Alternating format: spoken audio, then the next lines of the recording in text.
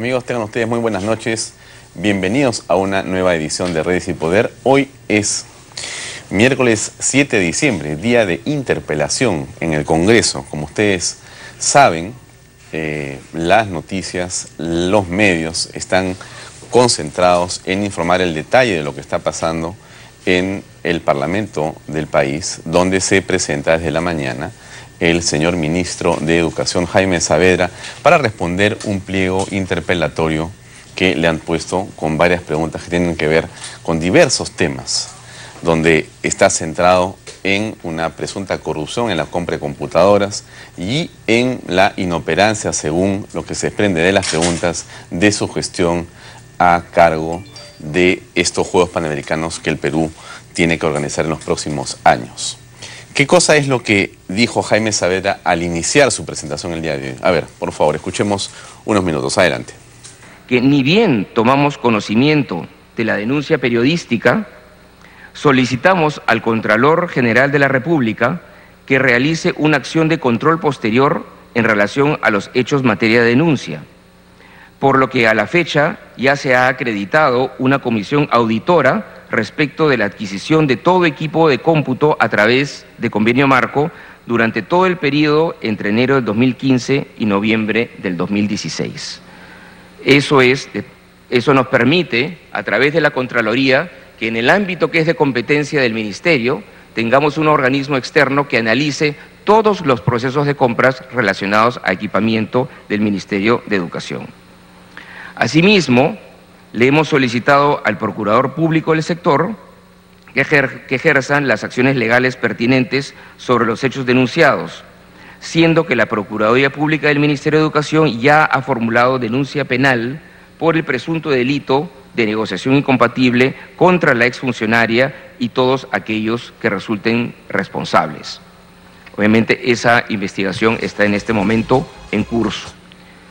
Bien, esa es la manera como el ministro Saavedra ha respondido, digamos, el grueso de las preguntas en torno a esta compra irregular y con visos de corrupción de computadoras por 146 millones de soles. ¿Qué dijo Saavedra en relación a los Panamericanos, a los Juegos Panamericanos que están en su portafolio hace años y que aparentemente tienen retrasos y que podrían poner en peligro justamente la realización por parte del Perú de los mismos? Escuchemos, por favor. Es preciso indicar que yo fui designado al cargo de Ministro de Educación el 31 de octubre del 2013, fecha en la cual la ciudad de Lima ya había sido elegida sede de los Juegos Panamericanos del 2019. No es posible afirmar, por lo tanto, que yo había podido autorizar la inscripción de Lima como sede de ese evento y tampoco ninguna carta de respaldo. Eso se dio en el periodo anterior, pero esta postulación a los Juegos Panamericanos del 2019 se dio cumpliendo con todos los requerimientos que exigía la Organización Deportiva Panamericana.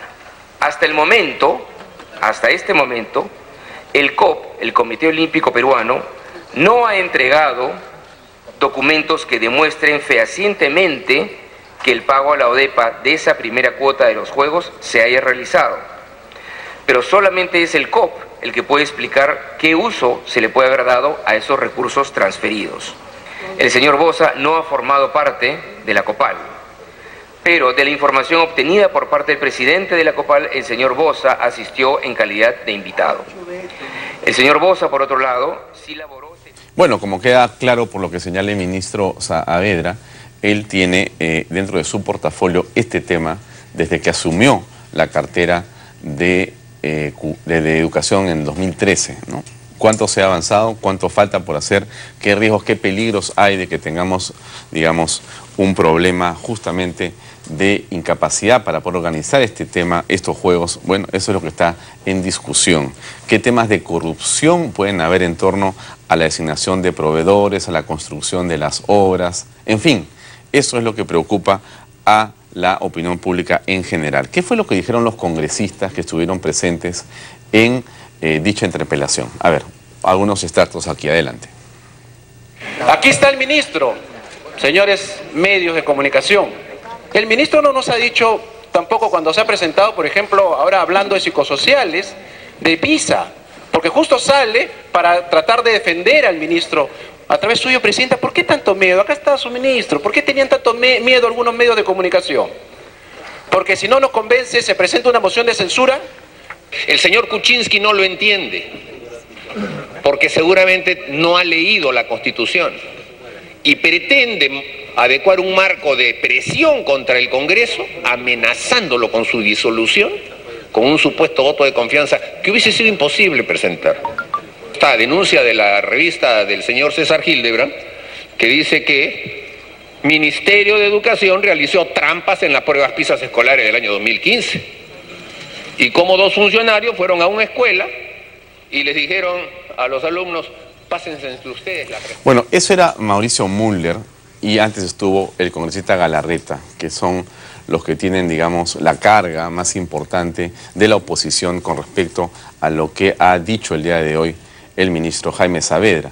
Pero estamos en este momento en una microonda, en un enlace directo con el Congreso de la República y nos acompaña ahí justamente el congresista Gino Costa del PPCausismo. Gino Costa, buenas noches, gracias por estar con nosotros en Redes y Poder.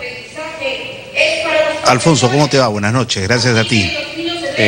Voy directamente a la pregunta que señalaba el señor Mauricio Müller. ¿Existe precisamente una suerte de amenaza con cerrar el Congreso por parte del gobierno si es que se censura al señor Jaime Saavedra? No, Alfonso, tú sabes que eso es una barbaridad, ¿no? Lo que hay es una interpelación acompañada de una amenaza de censura del ministro de Educación. Varios voceros fujimoristas han dicho que esto de todas maneras terminaba en la censura. Después se han morigerado un poco y han dicho que en realidad es solo una interpelación y que se verá después. Pero adelantaron opinión varias personas, voceros importantes del fujimorismo. Y entonces ante eso se discutió públicamente, entró al debate público la posibilidad de que si se, en efecto, censurara al ministro de Educación, el Poder Ejecutivo eventualmente pudiera pedir un voto de confianza por el gabinete en su conjunto. Es decir, que, digamos, el gobierno hiciera de esto un asunto de confianza y que si se censuraba entonces a Saavedra como ministro de Educación, se iba todo el gabinete. Esa es una fórmula constitucional que está contemplada en nuestra Constitución. De manera que de eso estamos hablando. Ahora, ¿qué significa esto? Que la Constitución establece que si se censura 2 gabinetes, ¿no? Si se censura 2 gabinetes, eso permite que el presidente convoque a nuevas elecciones para el Congreso. Ya, pero Gino, de manera no que sé nadie si acá pretende caído, cerrar el Congreso. Audífono al congresista. Quería hacerte una repregunta, Gino, discúlpame. Siguiendo la línea de tu pensamiento, Gino, en el sentido de que te parece mal que se levante opinión acusando al señor Saavedra, yo te preguntaría, ¿cómo consideras el adelanto de opinión, por ejemplo, del Frente Amplio, en la voz de Indira Wilca, que sin haberlo escuchado todavía, también está más bien señalando que es inocente el señor Saavedra? No, mira, yo no estoy censurando a nadie acá, ni tengo ninguna autoridad para decir si pueden o no pueden adelantar opinión. Yo creo que lo que estamos diciendo es, hay una interpelación, perfecto, vamos a la interpelación. Se habla de la censura, ok, es una posibilidad constitucional. En ese contexto nosotros decimos, también es una posibilidad que el gobierno haga cuestión de confianza. Y si se echan a un gabinete, entonces, digamos, la mayoría en el Congreso tendría que cuidarse mucho en el futuro, porque de hacer el Congreso, el gobierno, el Poder Ejecutivo, un segundo voto de confianza y digamos, de negarse la confianza del Ejecutivo, se crearía la posibilidad de que se convoquen elecciones legislativas. Cada uno está pensando, digamos, posibilidades en el escenario futuro. Eso es lo que está viendo. Yo no quiero ni censurar a la congresista Wilca, ni a nadie de Fuerza Popular, ni autocensurarnos nosotros, porque cada uno está analizando qué hacer frente a esta situación. Lo importante es que todas las fórmulas que se propongan, ¿no es cierto?, sean de naturaleza constitucional, y creo que es el caso. Gino, una última pregunta. Entonces, la censura, mejor dicho, la cuestión de confianza, ¿siempre es una posibilidad para ustedes? Sí, mira, no la descartamos. Nosotros, yo te voy a decir honestamente, creo que no es necesario que lleguemos hasta eso, porque, digamos, mi opinión personal es que el ministro ha estado muy bien ha sido muy claro, muy respetuoso con el Congreso, ha dado muchísima información, incluso la ha presentado por escrito mientras hacía su presentación ante el Congreso, de manera que todos los congresistas y la prensa tenemos la respuesta del ministro y ustedes podrán ver, digamos, la minuciosidad, el detalle, ¿no es cierto?, con qué ha respondido. Para mí esa es una respuesta satisfactoria. Después ha venido la intervención de los distintos congresistas planteando, ¿no es cierto?, preguntas adicionales o nuevos temas. Muy bien. Y ahora vamos a ver qué pasa, porque el ministro va a responder a esto y entonces tendremos que ver cuál es la opinión mayoritaria en el Congreso. A mí me da la impresión de que ahí se va a quedar la cosa. Pero claro, si no se quedara, tendremos que ver cómo reaccionamos. Gracias, Gino Costa, muy amable por tus declaraciones a Redes y Poder. Buenas noches. Muchas gracias. Bien, amigos, eso es lo que decía el congresista del PPK-OSismo. Es una posición interesante, importante, que vamos a justamente pedirle otra opinión a nuestro invitado, que es el jurista, el abogado, el analista político, el político, Fernán Altuve, que está acá en Redes y Poder con nosotros. Fernán, buenas noches. Gracias por acompañarnos. Gracias a ti por la invitación. Antes de entrar al detalle de la confianza o la censura, ¿cuál es tu posición, cuál es tu visión de lo que está pasando políticamente en el país en los últimos días, digamos, a partir del CADE hacia adelante? ¿Cómo ves la cuestión con respecto al gobierno mismo?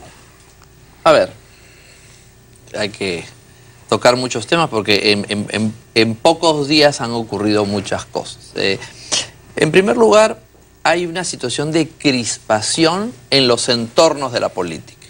Es decir, actores indirectos de la política están en una situación de crispación a través de los medios de comunicación que realmente es desagradable y hostil para el ciudadano. Están en dos bandos irreconciliables que están empujando a los actores políticos a un maximalismo sin esperar las etapas. Periodistas, llamados algunos opinólogos, consejeros, o sea, los actores secundarios son los que están llevando a los actores principales de la obra a salirse del guión constitucional que establece tiempos y plazos. O sea, tú ves barras bravas alentando a una conflagración política. Absolutamente, y son por sus propios intereses, simpatías, disgustos, etcétera. Y eso, lo único que está haciendo es un daño absoluto. Ahora, responsabilidad de esos actores, de esos jugadores, de esos entrenadores, de esos directores técnicos que no saben que la barra brava, que el público, que el auditorio y que la silbatina es eso, y que los que tienen que llevar eso adelante son ellos y tomar las decisiones, aunque al auditorio no le guste. La figura más importante del oficialismo para mí en la serenidad es Juan Cheput. El único que se ha mantenido en la serenidad y que no ha ido escalando en el proceso de y tú más y más y más. Ese es el escenario. Ahora, en ese escenario de maximalismos, lo único que vemos son, sobre todo por parte del gobierno, que es el que lleva la acción política, error, error, error, error, error. Y esos son errores de una percepción. El presidente y sus ministros tienen una percepción de la realidad que no es la que los ciudadanos están teniendo. Hay un desencanto apresurado y rápido. Muchísimos de esos entornos y de esos consultores, amigos, ayayeros, que es lo que más daño le hace a los gobiernos, los ayayeros, ven, intuyen, sienten o aprecian que su gobierno está perdiendo el encanto y se convierten en más radicales, creyendo que con ese radicalismo y esa falta de moderación van a sostener más o a un ministro, o a un gabinete, o a un presidente. Y lo que están haciendo es llevarlo a un error. Por ejemplo, el CADE ha sido el CADE de la fantasía. Era la isla de la fantasía. ¿Por qué? Solo faltaba Tatú gritando el avión, el avión. No, pero a ver, hay una lectura distinta que te la quiero dar. A ver. Y es el hecho que en esta coyuntura económica ralentizada y que no termina por cuajar, el gobierno decide justamente apelar a quienes están invirtiendo o deben invertir, que son los empresarios, y por lo tanto dispone que el gabinete vaya casi completo, 9 personas, el presidente se pasa 3 días, junto con los inversionistas peruanos u otros que han estado en esa reunión, para justamente hacer lo que nunca se hizo en el pasado, es decir, dar un mensaje claro de que se está con la inversión privada para facilitar el reenganche económico. Ese es un tema importante, quizás no comunicado bien por el gobierno, pero es una acción plausible del gobierno, ¿o tú no ves eso? A ver, esa es la intención del gobierno. Las intenciones yo no las juzgo. Todas las intenciones pueden ser muy buenas. A los inversionistas, en vez de estar en Paracas durante 4 días, creo que les interesa más que se solucione el problema de las bambas. Entonces, mejor solucionen el problema de las bambas en vez de estar en un coctelito o subiéndose al buque Unión para estar paseando por la bahía de Paracas. Cosa que debió ser inmediatamente cancelado desde que hubo un temblor con fallecidos en Puno. Y los ministros, por lo menos, debieron estar uno en Puno y el otro en Huaycán. Entonces, no necesitaban los señores empresarios, y estoy seguro que ellos tampoco necesitaban, hubieran preferido ver a los ministros en los lugares in situ. Porque lo que el inversionista necesita en primer lugar es que le demuestren que hay control para la seguridad de sus inversiones. No que le vengan a decir, trae tu plata, sí. ¿Y quién va a poner orden en esta casa? Porque esta casa es un desorden. A mí no me van a decir que no. Mira, un país puede tener un buen gobierno. Alan García hizo un buen gobierno. Alejandro Toledo hizo un buen gobierno. Un país puede tener un mal gobierno. Ollanta Humala hizo un mal gobierno. Lo que un país no puede tener es un desgobierno. Y esto que está pasando durante 5 meses es un desgobierno. Ese es así. Claro, con nombre y apellido. Ese desgobierno al que tú te refieres, que es el gobierno de Pedro Pablo Kuczynski y su equipo de ministros, está tratando de hacer las cosas según dicen ellos, están exhibiendo... No lo dudo, no, pero por tratar a nadie te premia. La gente te premia por los logros, no por las buenas intenciones. Pero no es un tiempo, digamos, todavía demasiado corto como para emitir un juicio y señalar que hay un desgobierno, cuando en realidad más bien da la impresión también desde el punto de vista del gobierno, por supuesto, a eso es a lo que me refiero, de estar tratando de poner orden, de tratar de construir una gobernabilidad, de tratar de poner cuadros que son inexistentes o no los tienen aún todavía totalmente claros. En fin, de manejar la cosa en el Perú, que es complicada, dado justamente el gobierno desastroso que se heredó. Pero el problema comenzó, y en este programa lo dijimos por una simple razón, porque han continuado basándose en el mal gobierno. Debieron deslindar. Ahora se quejan de que les pasen la factura a 5 meses con un desgaste monumental. Lo que debieron hacer era distinguir y deslindar. No distinguieron, no deslindaron, y el gabinete Zavala está desgastado porque se ha comprado el desgaste del gobierno anterior, el desgaste del viaje de la señora, el desgaste del ministro, el desgaste de los viceministros, de los asesores, de los consultores y de los funcionarios. Bueno, pues, entonces ahora que no vengan y digan, no, tenemos solo 5 meses. Y si tienes 5 meses, ¿por qué no te has dedicado a sacar a todos los que lo hicieron mal? Tú te has comprado este boleto y ahora no digas que no te juzguen por lo que has hecho. Bueno, te van a decir que eres fujimorista o eres aprista. Me da igual. O que te pagan las universidades. Me da igual. Primero no me pagan las universidades porque yo he apoyado la ley universitaria. Que no vengan a decir eso. Y me parece que no hay que defender al ministro porque la ley universitaria la hemos defendido un montón de personas y el ministro no tiene nada que ver. Ya, a ver, hablemos de Saavedra. Y espérate otra cosa.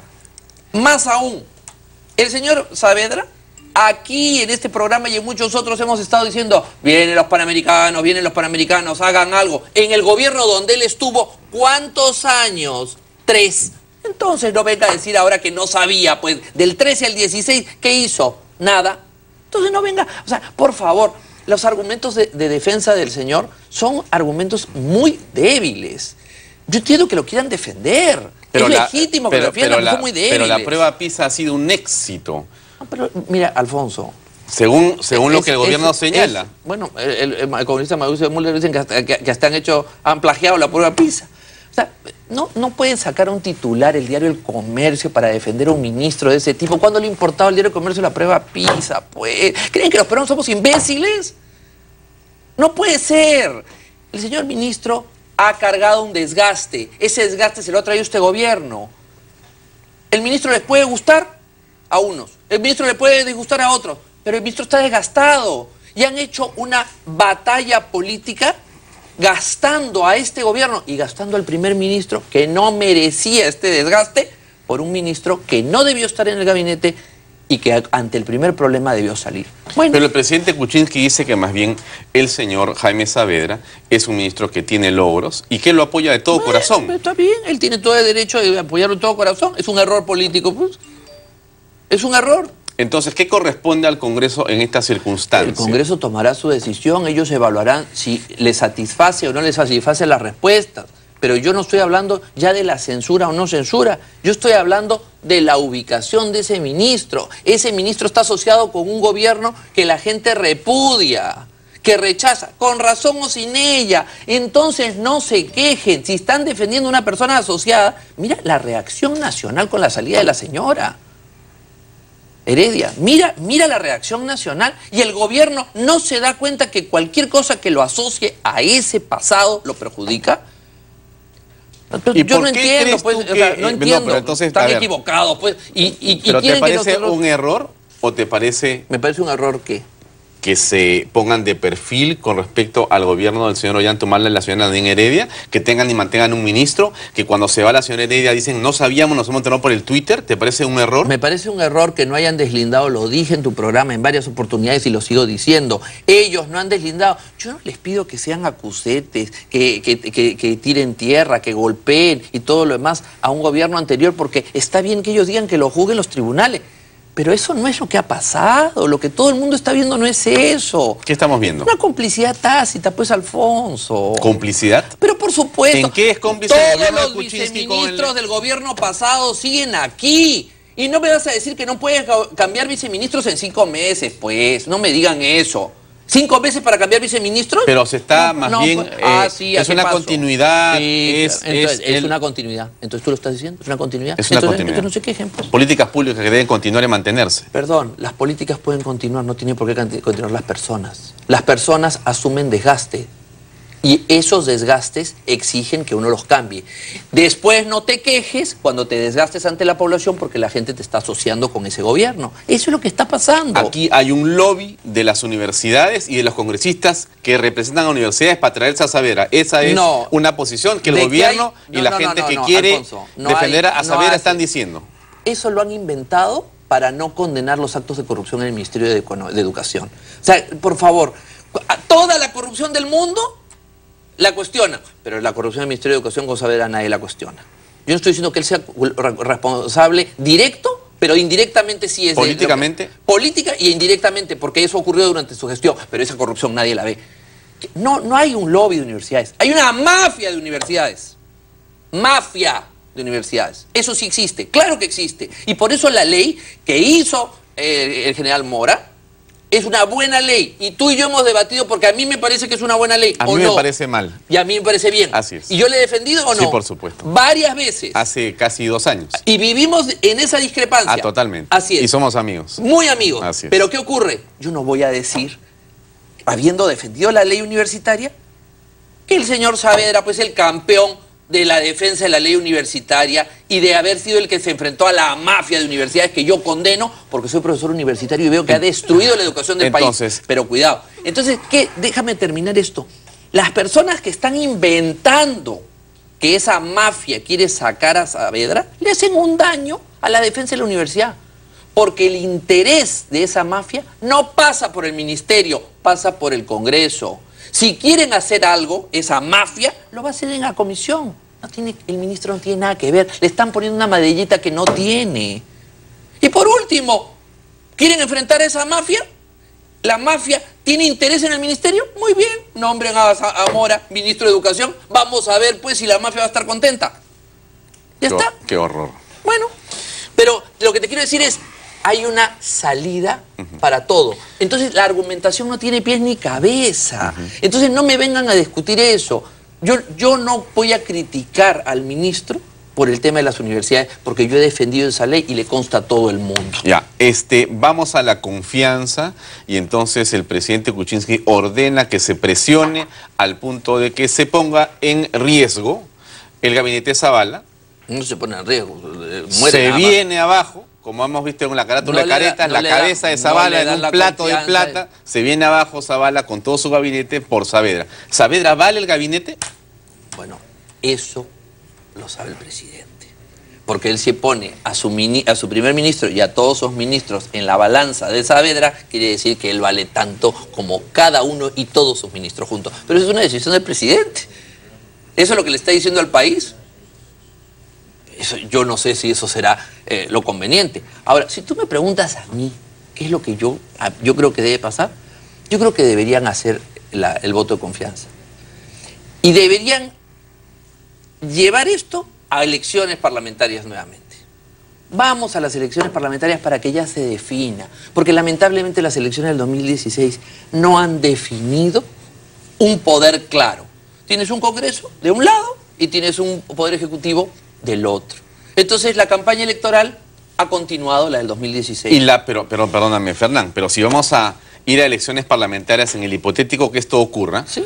¿Podría repetirse el escenario de la elección que ha pasado en la parte parlamentaria y tengamos un número de congresistas parecido que tenemos ahora, en cuanto a proporciones? O sea, nuevamente el fujimorismo... Sí, podría tener mayoría, lo que hemos ganado. Bueno, si el presidente disuelve la Cámara y el país ratifica, me imagino obviamente que él... El que tiene que renunciar, ¿quién es? ¿Tiene que ir él? El presidente. Por supuesto, pero ya definamos esto. No nos vamos a pasar pues 4 años en esta situación.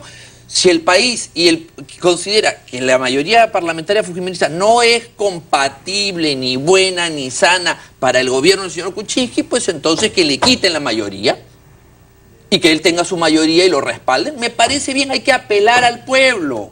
Yo no le tengo miedo a las elecciones, hay que apelar al pueblo. Pero si el pueblo considera que esto es un desgobierno y que aquí las cosas van cada uno por su lado y que los ladrones nos llevan encuentro todos los días y que esto no se va a arreglar desde el Ejecutivo, pues entonces que ratifiquen al Parlamento y que vayamos a hacer un cambio de esta situación. Pero esto tiene que definirse ya, porque este nivel de confrontación, Alfonso, realmente no puede seguir 5 años. 5 meses han sido suficientes. Por eso yo digo, vamos a las elecciones. O sea que esta situación de Saavedra podría ser el principio del final de Kuczynski. Sí, o el principio del final del Congreso, pero que el pueblo defina y aclare bien con quién está. Porque yo pensé, y lo he dicho en este programa contigo, que los dos podrían encontrar un complemento y ayudarse. ¿Por qué no se puede encontrar ese complemento? ¿Qué cosa conspira contra el consenso que es indispensable y que da la impresión, porque políticamente están cercanos, que más bien están absolutamente opuestos? ¿Por qué? ¿Qué está pasando? ¿Qué está pasando? Que cada uno de los sectores que tiene control sobre el Poder Ejecutivo y Legislativo piensa que ha ganado e insiste reclamando su victoria sobre el otro. Cuando el presidente de la República dice directamente, yo he sido elegido para gobernar, sí, pero tus ministros tienen que tener la confianza del Congreso. No, yo he sido elegido para gobernar, o sea, yo soy el ganador aquí. Y el Parlamento tiene sus fueros y es el ganador. Y no se dan cuenta, y lo repito, que los dos han perdido. ¿Los dos perdieron? Los dos perdieron. ¿No ganaron los dos? No, los dos han perdido. Porque ellos no han encontrado una fórmula en 5 meses de ponerse de acuerdo. Entonces... Bueno, pero al final de cuentas, ¿el que perdió es el país o no? Bueno, mira, Alfonso, no todas las elecciones salen bien. Hay elecciones que salen bien y hay elecciones que salen mal. Hay resultados que salen bien y hay resultados que salen mal. Hay resultados que favorecen la gobernabilidad y hay resultados que no. En los países parlamentarios, cuando un resultado no favorece la gobernabilidad, se convoca una nueva elección. Mira España, tuvieron unas elecciones en diciembre del año 2015, no pudieron formar gobierno durante 6 meses y a los 6 meses eligieron una nueva mayoría y se determinó y ya tienen un gobierno porque volvieron a las elecciones. Lo mismo nos pasa a nosotros, no hemos logrado en 5 meses conformar un gobierno. Entonces llamemos al pueblo, que él decida. Si el pueblo quiere que el señor Kuczynski y esta forma de gobernar continúe plenamente los 5 años, que le dé mayoría. Ya está, perfecto, enhorabuena. Y así todos descansamos de esta discusión permanente. Pero si no está contento y el gobierno y el pueblo peruano piensa que se ha equivocado, pues entonces que ratifiquen al Parlamento y que se vayan aquellos que no están. No hay que tenerle miedo. Esas amenazas de voto de confianza y ya van a ver y te voy a censurar y te voy a votar. No, pues, somos adultos ya. Esto parece una cosa de niñitos. Somos adultos. Elecciones nuevas y definan cómo está. Que no le tengan miedo a las elecciones. Yo no le tengo miedo a las elecciones. Vamos a las elecciones inmediatamente. Cuanto antes mejor. ¿Tú qué piensas? De repente ese temor se va a apoderar de algunos parlamentarios también, de decir cómo vamos a poner en riesgo nuestro fuero, porque yo ya soy congresista por 5 años y ahora resulta que esto va a modificarse. Eso no existe. Mis 5 años de vida... Yo también fui congresista por 5 años y al año me sacaron. O sea que no te preocupes. A los del 5 de abril eran por 5 años y al año y medio se fueron. No. Y casi te revocan. Casi me revocan, casi. Pero no pudieron. No pudieron. Entonces, me pusieron revocatoria. No, a una no me sacaron, en la otra me sacaron. Los políticos no tienen estabilidad. Y eso es bueno que no la tengan. Es bueno que no la tengan, ¿por qué? Porque eso te hace pensar que te debes al que te llevó. Entonces, si alguno está pensando en que mejor me pongo aquí, no me vean por la estabilidad, mala suerte, aprende. Aquí nadie tiene estabilidad. Ya está, vamos a las elecciones. ¿Tú qué piensas, Alfonso? ¿Vamos a las elecciones o no? No sé, quizá.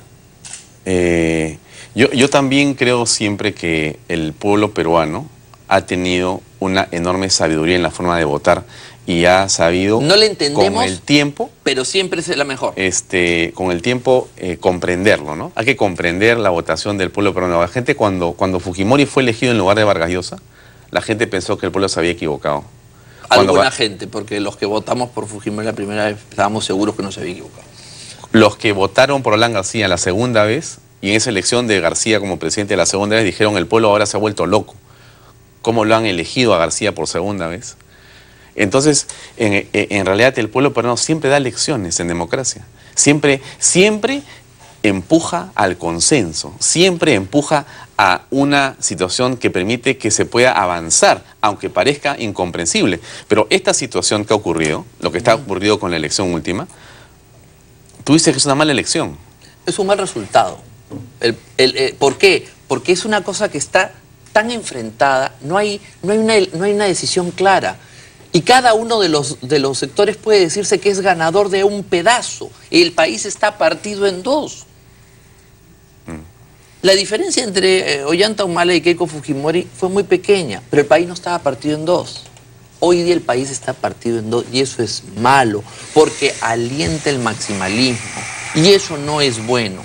Por eso yo digo, está bien que decida. Si van a apoyar al presidente Kuczynski, bien. Si van a apoyar al Congreso, bien. Pero que se defina ya. Porque esto que estamos viendo con la interpelación del ministro Zavala, el país no lo va a aguantar siempre. Saavedra. Perdón, el ministro Saavedra, que es en el fondo Zavala el que está con la cabeza encima, como ha mostrado. En el fondo están discutiendo sobre Zavala, con el ministro Saavedra. El país no aguanta una cosa así. O sea, yo creo que es necesario interpelar ministros. Han sido 19 ministros interpelados en el periodo pasado. Yo estoy de acuerdo con que... Pero el nivel de belicosidad para defender y atacar a este ministro no tiene sentido. Está fuera de toda lógica. Muy bien, Fernando. Alfonso. Gracias por acompañarnos. Gracias como siempre. Un gusto tenerte en el programa. Amigos, vamos a una pausa comercial y vamos a regresar para hablar también del Congreso de la República con José Carlos Requena, que ha hecho un interesante estudio sobre el comportamiento del Congreso. Miren, nada menos que eso. Vamos a una pausa y regresamos enseguida con más en Redes y Poder. Permiso.